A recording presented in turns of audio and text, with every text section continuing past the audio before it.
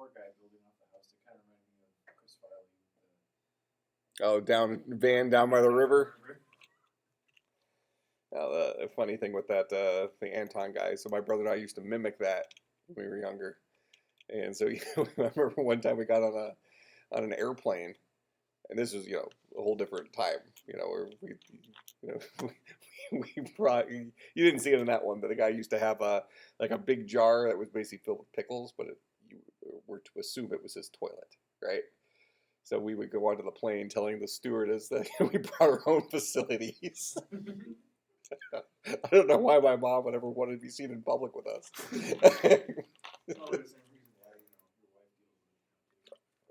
I think that's more habit than anything. Okay. So we have a pretty decent understanding of the role that the assembler plays, along with the architecture, along with the operating system. Those three kind of have to marry with each other. All right. So let's pause on assembly here for a second. We want to go back and talk about multi-core CPUs as we're kind of talking about the evolution of our stuff. So computing evolution. So this was that thing we said at the beginning. And I think I said it last class as well. Just a really interesting statement.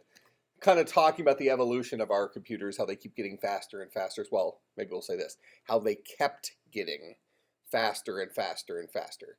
But at some point, what ends up happening is we can't make them any faster.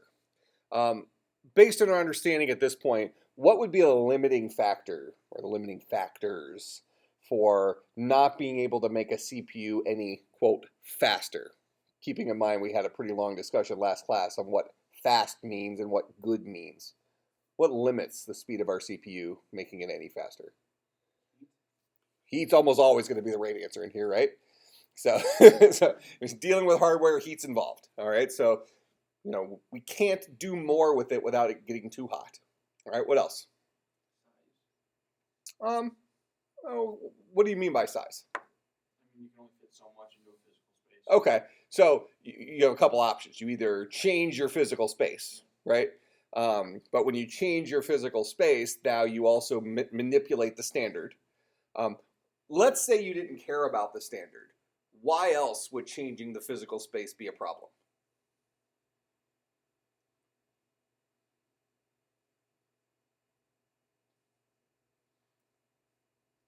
And this kind of goes back to this idea of what does fast mean and how is speed measured at this level. If we have, so let's just say that right now the maximum distance between two magic tricks on a CPU is an inch apart, using that as an arbitrary number, okay? Would it make it worse if the maximum distance between two magic tricks was 3 inches apart?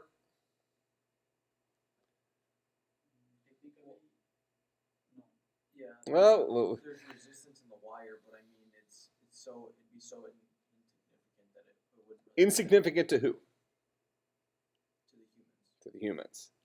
But would it be insignificant in the reality? Well, it depends on our definition of insignificant.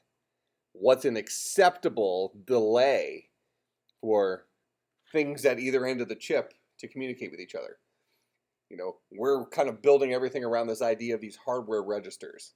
So these hardware registers are likely centrally located so that the, let's call it, relative access time of each magic trick to those hardware registers is roughly the same and as close to 0 time as possible, right? But we obviously know that it's not 0 time. It takes time. So the more space we build in, the more gaps we have between these components, the closer our hardware registers start moving towards the idea of system memory, right? I mean, there's a big gap there.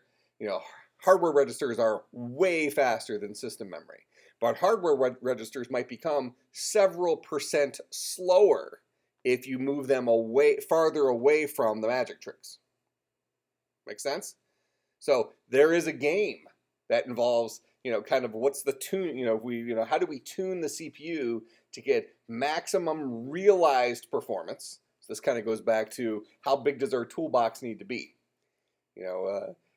Just because you could create a personalized tool for every single problem doesn't mean that that would actually make your life faster, your life better, because now you're carrying around a lot of extra tools. In CPU speak, that would mean your CPU becomes physically larger, which then makes it slower on average, because things are now farther apart.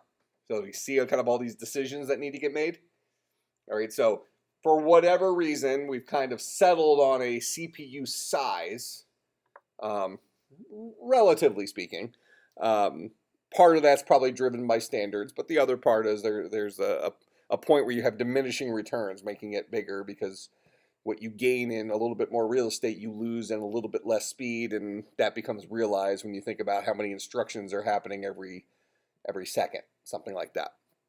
Okay, so heat, physical real estate limits the number of magic tricks. Now, does the number of magic tricks a CPU have, does that really have anything to do with the speed of the CPU? Okay, so yeah.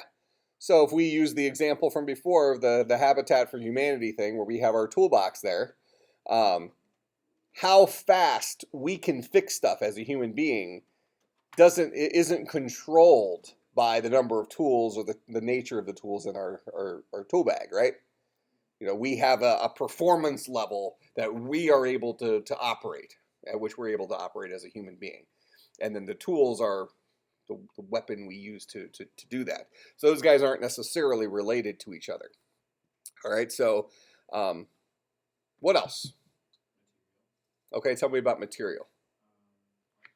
What they make the CPU out of it, probably just because of certain material types or that sort of thing. There's probably a limit to what that material can kind of take. Okay, what do they make CPUs out of? Silicon. Okay, why silicon? High thermal conductivity. Sustainability of heat. Okay, so it's a balance between heat dissipation, and then what were you saying about connectivity? Without getting into electricity problems with the electrical waves during the processes and all. Okay, what does it mean when we say that silicon is a semiconductor? We've heard that phrase before, semiconductor, right? What does semiconductor mean? Falls into the category of a fancy word that probably means something simple that we don't really know what it means. All of us have heard the word semiconductor, right? It can allow electricity into it after a certain limit. Okay. After that certain limit, the system crashes, the flame comes out, that thing happens. After certain heat, then only it allows the electricity flowing through. In it, it can burn. Otherwise, it cannot burn before that. Okay, so There's a limit of, I don't know, the word thermal coefficient, something is there. okay, well, so that's fine. That has to do more with the balance of how it handles heat dissipation and things like that. But what does it mean for an object to be a semiconductor?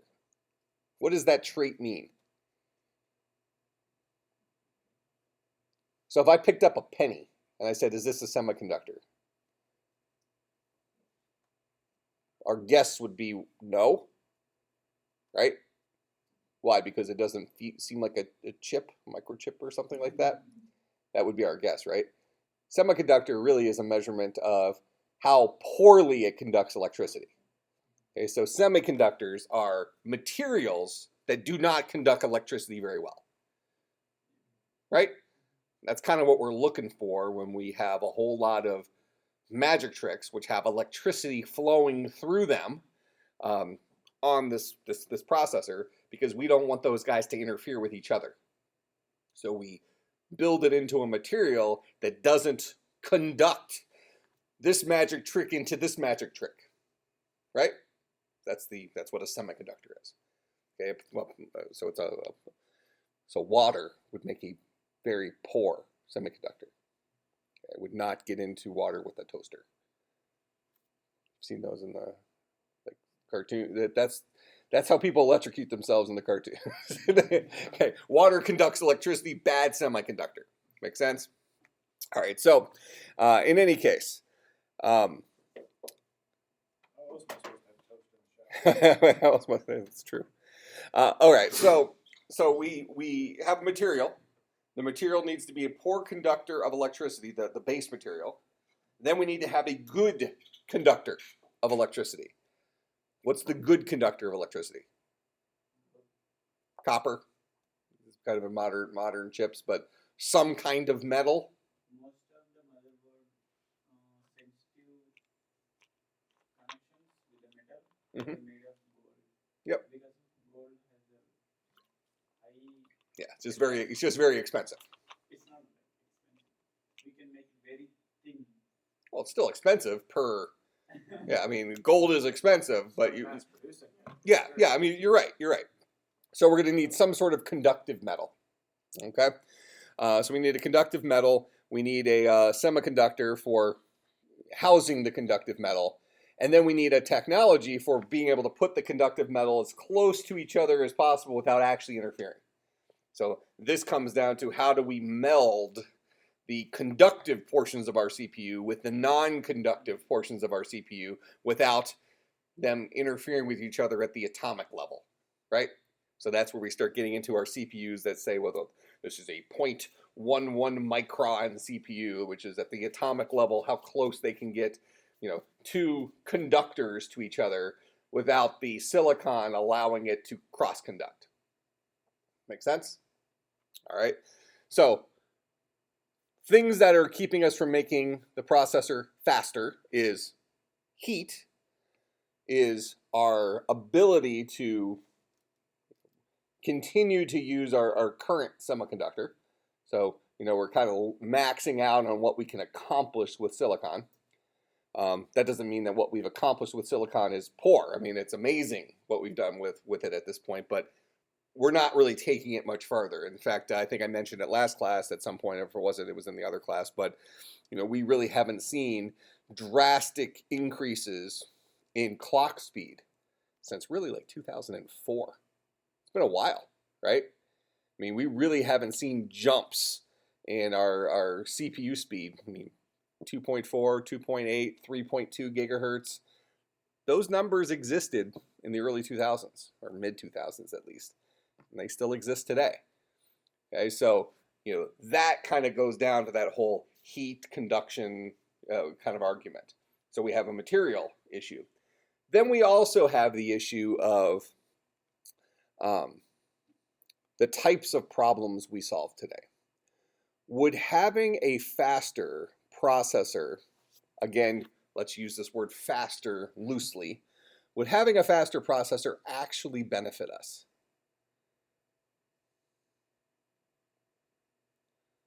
Earlier, we were talking about operating systems and what the job of the operating system is. The job is to fake out the end user, right? How do we need to be faked out? We're faked out when we feel like everything is happening at the same time. We have 5 programs running at once. So, what do I have running on this computer right now? So I have all those programs running at once, and I want this guy to feel like it's completely real time, right? So I can play the game on a single core CPU. I can play the game of, okay, well, processors are pretty fast. We can probably juggle this and keep this guy convinced that everything's happening in real time. But wouldn't 2 processors be better than 1? If you have 2 processors in a computer and you had 2 pieces of software that weren't necessarily related to each other, let's say Instant Messenger and Microsoft Word, couldn't each of those applications be running completely independent of each other on completely independent CPUs? Getting full CPU time in reality, not even a fake out? So wouldn't multiple cores be better? So this kind of goes back to, go ahead. Realistically, how an application now can utilize those 2 cores. So unless you're doing something in parallel, Well, we are. I mean, Word and Instant Messenger. Right, but let's say for whatever reason, Word try to use only one program in that Word, then you're only going to utilize that one core. Fine. But I mean, the scheduling of Word on the multiple core isn't Word's job. It's the operating system's job. I get what you're saying. There are some applications, for example, Photoshop is one of them, that is multi-core aware, where it will spawn off targeted threads and have aspects of the running application. So the core application might be running on one processor, but the application itself might break off and have different parts of it running on other processors. So some applications they work on the other end. They're operating on multiple cores that are available because they know how. But generally speaking, if we just think about this from the operating system perspective, it's the operating system itself that is scheduling for those multiple cores. So if we have two unrelated applications, Word and Internet, Instant Messenger, okay, and those two guys are sharing time on a single CPU. So this guy gets some number of milliseconds, then this guy, then this guy, then this guy, then this guy, as opposed to us saying, oh well, we'll put this guy in this CPU, and this guy in this CPU. There's no other programs running on this computer, so they just get all the time. Everybody's happy. That seems good, right? I mean, the end user was probably faked out when it was like this, because CPUs are fast. CPUs have been fast for a long time. I think there's a thing in the book that kind of talks about the relative, and you guys will read that in your reading assignment this week. But that talks about the relative increase in power when we went from vacuum tubes to early transistors and then ultra large scale integration stuff. So our CPUs have been fast for a while. So when we kind of hit that wall of we really can't make them faster without making things hotter or worse for other reasons, let's now make more of them. Go ahead. Just a quick question. So is it, when you have let's say you have a program that can run at 100% of the core process, right? And let's say you have 4 cores. Yep. Will it be that it runs 100% on one core, or will it try to interrupt and split it across 25% across each? The short answer is it probably depends on the actual application, but the longer answer is probably in 95% of the circumstances it's going to run it only on one core, because in order for it to run it on multiple cores like you're suggesting, it would have to be more like a Photoshop type application where the application itself is multi-core aware. Right. So you context switch in and out to different cores. So as long as you bring in the right register, theoretically, it shouldn't matter what core it was on. Well, each core has its own set of registers. That's true too. Yeah, each core has its own set of registers, but the issue is that it would make a difference. The operating system can't just haphazardly decide to run part of the program on this core and part of it on this one, part on this one, because it doesn't know order of operations for some things. When you have a program that, let's think of all programs as running linearly to begin with. We're about to talk about asynchronous stuff here in a second, but if everything runs linearly, we can't just say, oh, well, we'll take Microsoft Word here, we'll just take all the instructions from here down, and we'll just move them over here, and we'll just run those guys in parallel. This guy might be reliant on something from this guy. So back to the Hello World example, like whenever you do the context switching, the interrupt, couldn't you interrupt it and put it onto a new core? Absolutely. So that way you could have context switching on a different Yeah, core. because, but that really didn't matter. So when it context switched off of whatever CPU it was on, it brought with it the current state of the registers. Right. Yeah. And then it went and got back in line for a core. Sure. Whatever processor is available next. I don't care which CPU. It doesn't have to be the CPU I was on before. I just need a CPU that, multiple core processors all have the same architecture. So I just need a CPU that has all the registers that I'm going to refill. Right. So it doesn't matter which core you end up on next time. So it would be faster to split across multiple cores. So every time you get interrupted, then just wait for that same core, because you would get interrupted and other stuff would go onto it, and then you have to wait for that same core to be available again. Oh, yeah, absolutely. Well, what do you gain by waiting for that same core? I don't know. I was just... Yeah, you don't gain anything. Since all the cores, whether it's 2 or 4 or whatever, since all of them are identical, what you need as a process is you need a CPU. You don't care which CPU. You need a bike to ride to the grocery store, and there's 4 bikes available. Whichever one's open next, I'll ride that one. And that's how it would work. So yeah, it's I guess a kind of a non-issue. So I guess having said that, as you have, we don't really need the processors to get faster, whatever that means, and which is good because we don't really know how to make them faster right now. But it does seem like we have kind of changed our way of thinking when it comes to computing. Rather than the historical approach of linear kind of brute forcing, I would say historical computing up until, really the late 2000s, let's say, was really a brute force approach to computing. Let's throw as many, CPU cycles at a problem as we possibly can, and that'll get it done quicker. The proverbial, if we are cleaning up a park, let's say, and instead of me going up and cleaning the park myself, all of us go out and clean up the park. We're going to clean up that park more quickly, right? Regardless of, if I'm in a section of the park that doesn't have any trash in it, but it has a kind of a nice cool breeze and a bench, and I chose that on purpose. So I'm gonna rest part of the park. You guys are all like in basically a garbage dump. All right. Okay. Bottom line is even though the fact that we divided up the work rather than me having to clean up the whole park myself, it's going to go more quickly, right? But that's a brute force approach to it. Is there so with that in mind though, is there a point where more people is not better? Okay. What would you guess that number would be if we're taking, let's say, the main parking lot out by the front of the university one by the lake, that main parking lot. If we were going through and cleaning up all the trash in that parking lot, that was the park size. How many people would be in your guesstimate optimal for cleaning that parking lot?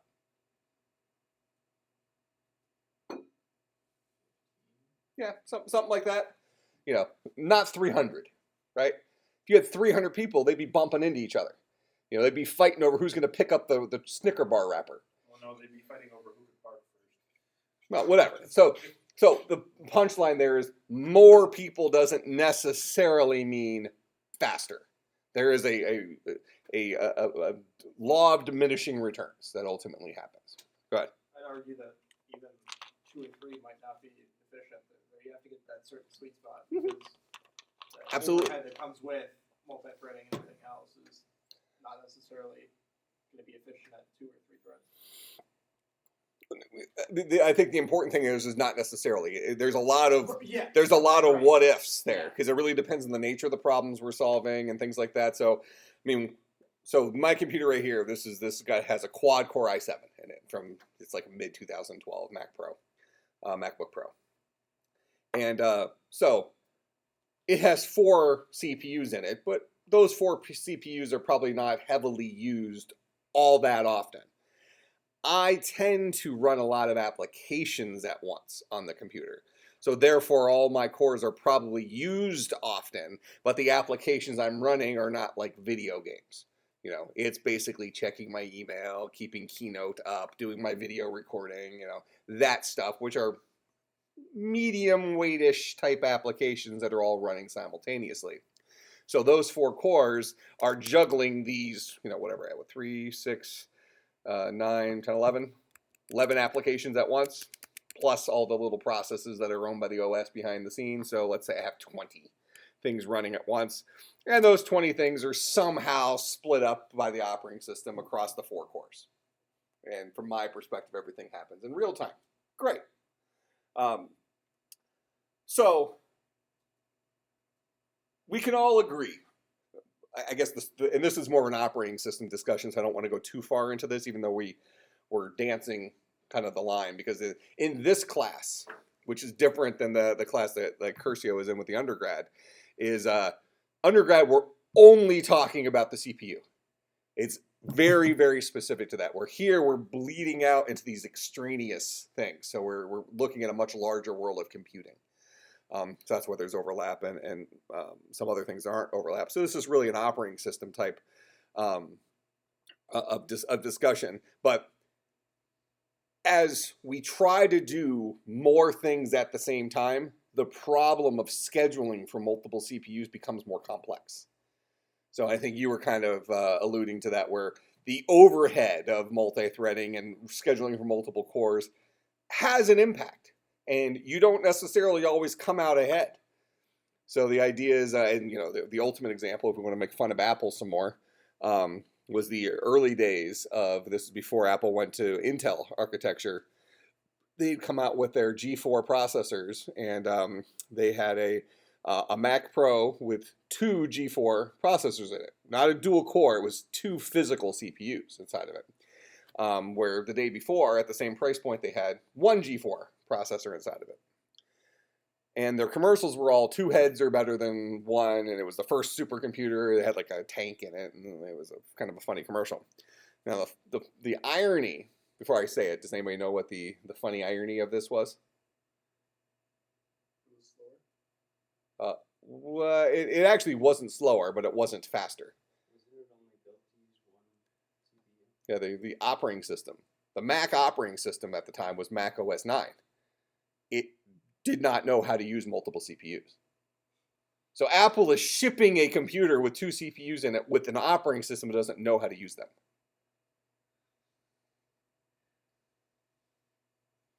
Sounds like Apple. These were during the dark years when Steve Jobs wasn't there. Apple did a lot of things that didn't make sense. Okay, when Steve Jobs was there, almost everything made sense because they just assumed, oh, a lunatic thought of that. Well, I mean, that's actually, I think, a compliment. I mean, I do think that it takes people, like Steve Jobs, Steve Jobs was not necessarily a well-liked person at Apple. He was a very difficult person to work for. But there's plenty of documentation supporting that. But the guy was such a visionary that you wanted to work for him even through the abuse. And Bill Gates, in his own way, had a similar thing. I mean, Bill Gates made some of the most lucrative deals in the world with smoke and mirrors. I mean, he basically invented the idea of licensing software back in the day when hardware was considered to be where money was, right? I mean, famous quote was Bill Gates in the meeting with IBM, said, we want to license, hey, it's low risk to you guys. You're going to sell your IBM personal computers. You need an operating system. We want to license our operating system to you on a per computer basis. When you sell a computer, that's when we get our money. If you're IBM, isn't that a great deal? Like, oh, we don't have to pay you. We don't have to make a deal with you until we actually sell something. Yeah, IBM says real money's in the hardware, which was true then. So it took a visionary like that to, but the funnier part was he didn't have an operating system. He had to go buy one. But, punchline was, he sold something that didn't, he created a new market that didn't previously exist. And I think that these people that we view from the technology world as folks who change the world. I mean, there's many people through history who changed the world, right? So this is our microcosm of folks in computing that changed the world. The ones that changed it they were lunatics. I mean, they weren't normally wired people. I mean, in Steve Jobs' biography that he kind of co-wrote with an author when he was on his deathbed, I mean, his biggest regret was he kind of was a crappy dad. Those things came to when he was at end of life. Those things were more of a priority because he could see it, right? But when he was changing the computing world, it was a whole different. His kids weren't his focus. So it's kind of a. Well, in some ways, yeah. He really had 2 lives. I mean, the Lisa, that was from the previous non-marriage, but his other kids were in his life, but he wasn't at home. He wasn't going to ball games and stuff like that. He was inventing stuff. But point is, it takes the world like that. So this was during a time period with the two processor thing when Steve Jobs wasn't involved with Apple. Who knows if that would have happened under, I think that might have been during a period of time where he spent some time over in India smoking a lot.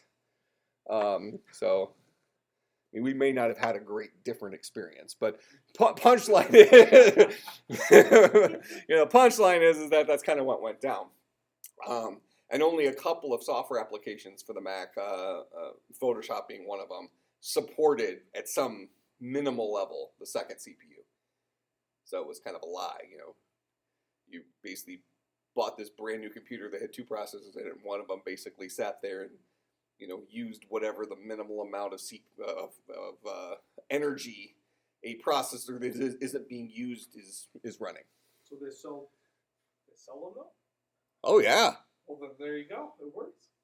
Well, they didn't sell the single ones anymore. They replaced all their single cores with all their single processor machines with dual processor machines. That was their new. Why even put a second CPU in at that point? Yeah, true. Just say it has to. Raise the price 25% and say there was two. There's two of them who shipped it out. I don't know what happened. We don't know what. There's not even a slot for it in here. I mean, we'll have to look into it. We shouldn't ship through Panama City anymore.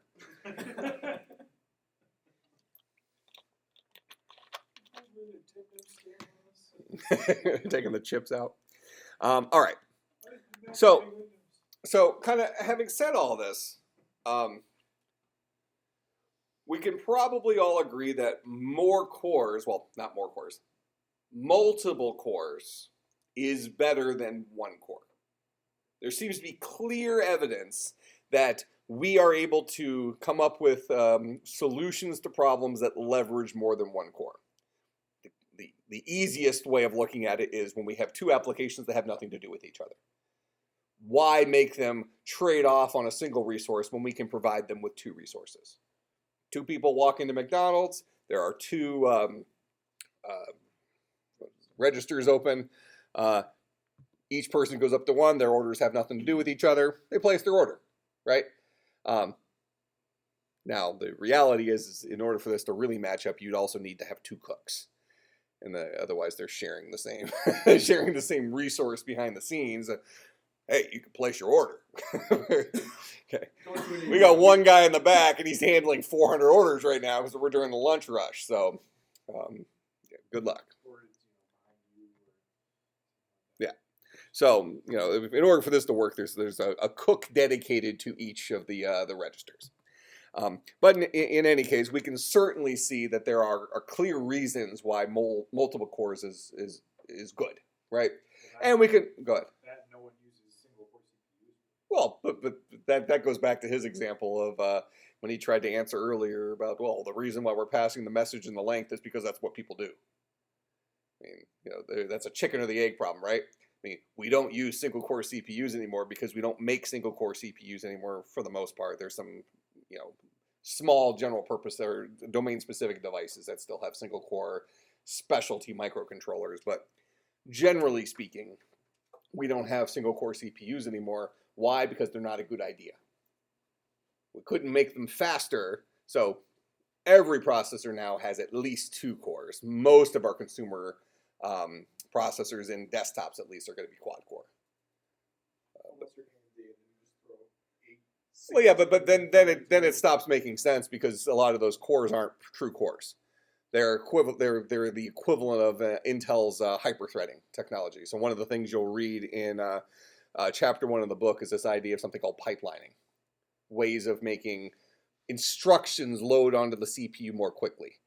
And hyper-threading and also AMD, I don't even know what AMD's calling that technology these days, but you know, these are Intel's version of hyper-threading is their way of making it as if two instructions are almost happening simultaneously. They're playing around with that fetch, decode, execute cycle where two of those things can happen almost at the same time. All right, and we'll talk about that in more detail, but you're going to read about it this coming week.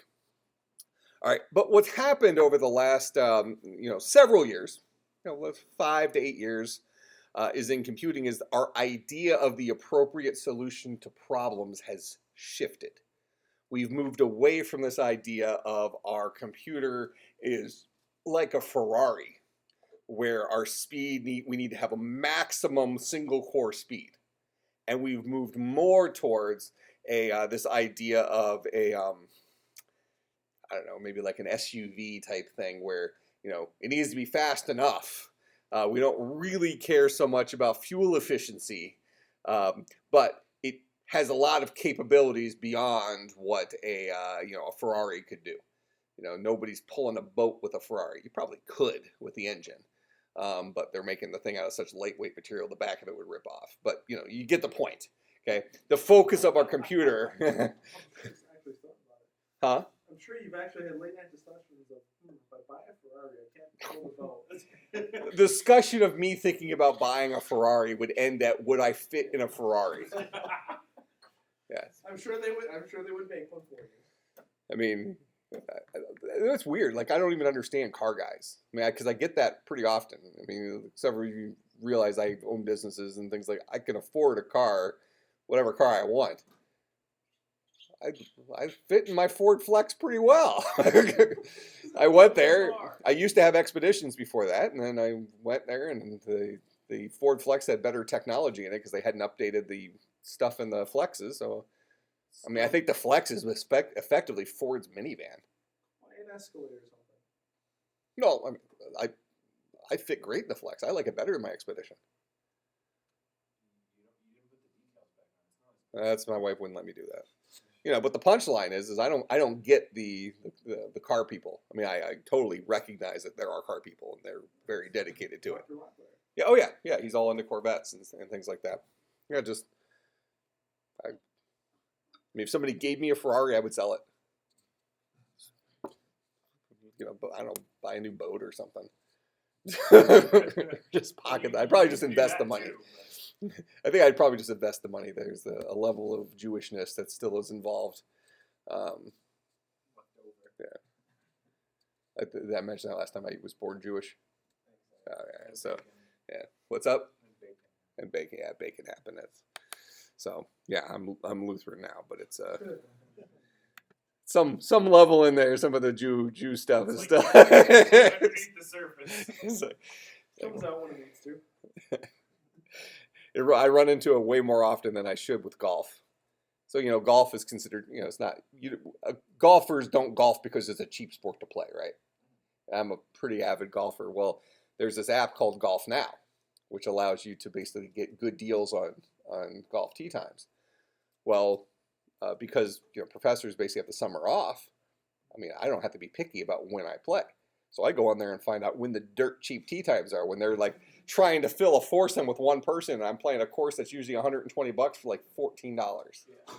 Okay. You make the tee time like 30 minutes before. Yeah. I'll just go on there. What's cheap? And I'll just play wherever. I don't care. A lot of people don't want to get paired up with other people because they don't. They're embarrassed. I'm pretty good, so I don't care who I get paired with. I want it to be cheap, but it's broken me for these courses. I won't pay full price for a course, even if I perceive that it's worth it, because I've played it for less. Okay. There's this relatively junky course. That's not a bad course to play. It's in Germantown, called Blackstone Creek. And I think their normal rate is like $29 for 18 holes with a cart. It's not bad for a golf course. Okay. I have played that course for $9. Okay. I will not pay more than $14 to play.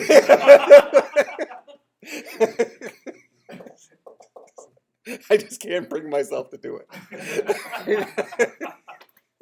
Your grandfather talking. Seriously, yeah. It really, there is something to that. Every year, I see more of my dad in me when I used to make fun of him. It's an age thing. I think we all. I think it's true, right? We turn into our parents, but we just don't want that to happen. then it does. These days you're just walking with a yarmulke unconsciously. Such as full-blown Jew mode. Just walking, shalom. Class can begin. All right, so just kind of wrapping some of this stuff up here. What could be both? All right, so kind of our modern approach to thing is this idea of asynchronous computing. All right, so over the last 5 or 6 years, it's become, well, really over the last, let's say within the last 5 years, it's become very popular. This idea of actually programmers beginning to solve problems and think about problems in terms of multi-threading, parallelism, things like that. Before, we just kind of relied on the operating system to do the magic, right?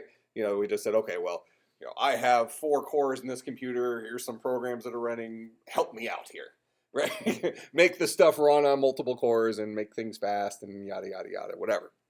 Well, now, as programmers, we can start harnessing some of this stuff. We have some tools available to us through various APIs and stuff like that, but we also have kind of a new thought process, a new problem-solving approach, where we are really thinking about having more than one thing happening at once. Maybe if we're writing an iPhone app or something like that, we want to go and, retrieve some information. Maybe it's the current weather information while we're already rendering the app. And then as soon as this data is available, then we pop it in without delaying the app from starting. All right, so everything's kind of in limbo, but moving because it's all running on multiple cores and that kind of stuff. So our idea our focus on computing has changed towards this asynchronous bend. All right, so we're going to pick up there and talk about that next time. So now let's look at our assignment. So we're going to pause on the assembly stuff right now. So everybody's up through basic syntax. If you didn't read that, make sure you get up through that. So I'm not going to assign any more from that. But now that everybody has the book, we have 2 assignments for this week. We are going to have, first one is to go through all of chapter 1 in the book. So section 1.1 through 1.12. And then you're going to have some selective exercises from here. So there's this section of exercises back here. I won't have you do all of them. So I will go through and I'll probably give you, I don't want to pick a number, 4 or 5 of them probably to do. Something that'll be, like a couple of hours of work, something like that after you've gone through the chapter. Now, make sure you give yourself time to go through this chapter because it's not just reading. As you go through here, there's, quizzes and stuff like that you take. This isn't a graded activity, but I can see what you've done on here. So when you do poorly on a quiz or on an exam or something like that, and I go back and I see that you really haven't kept up with the book, I'll be able to draw a correlation there. Does that make sense? So this is part of our assessment stuff, but I'm not going to grade you on whether you've read the book. I will grade you on the exercises at the end of the chapter that you'll be submitting, but I encourage you to go through the book and do all the exercises. It'll help you keep up. All right, that makes sense? All right, then you're also going to have another writing assignment. All right, the rating assignment is going to deal with asynchronous computing. It's going to be a 2 to 3 page paper, and we're going to be talking about networking specifically in this paper. So the idea is that looking at synchronous network calls to grab data versus asynchronous network calls to grab data and what the difference between those from a problem-solving perspective is. I'll give you kind of a case study to work within. So I'll give you kind of a framework to think about that, but really thinking about retrieving network data synchronously versus asynchronously. All right, so the topic for the paper will be up probably tomorrow morning, and then the exercises that you'll have to do will be up tomorrow morning as well. All right, but for right now, you should probably, if you weren't going to go to bed and you wanted to go home and keep working, start by reading chapter 1 of the book. Sound good? All right, I will see everybody on Tuesday.